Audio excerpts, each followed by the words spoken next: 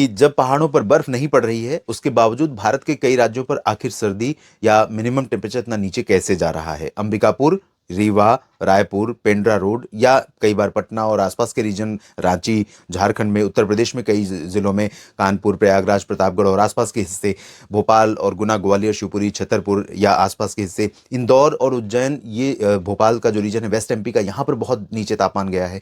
महाराष्ट्र का जो हमने जिक्र किया, जेऊर का या बीजापुर कर्नाटक का, तो इन सभी जगहों पर जो तापमान इतना नीचे जा रहा है उसके पीछे वजह ये पोलर वोर्टेक्स है। अभी तक जो समझ में आई हैं चीजें उसके आधार पर ये लानिना का इम्पैक्ट है और साथ में पोलर वोर्टेक्स का वीक होना। वीक होने पर कैसा होता है ये आप देखिए, ये स्ट्रॉन्ग पोलर वोर्टेक्स है। जब स्टेबल होता है तो हवा स्पिल ओवर नहीं करती और इसको जेट स्ट्रीम भी एक तरह से इसके आसपास चलती है, जो स्ट्रॉन्ग होने की वजह से इसको ज़्यादा फैलने नहीं देती। लेकिन जब वीक जेट स्ट्रीम होती है, जो अभी इस समय है, कोल्ड एयर मूव करती है साउथ की तरफ। साउथ मतलब उत्तरी ध्रुव से नीचे की तरफ। तो नीचे की तरफ जाहिर सी बात है सबसे करीब कौन से देश हैं? यूरोप और अमेरिका। तो उधर ज्यादा प्रभाव पड़ेगा। भारत तक आते आते उसका प्रभाव, अफ्रीका तक आते आते उसका प्रभाव बहुत कम हो जाएगा।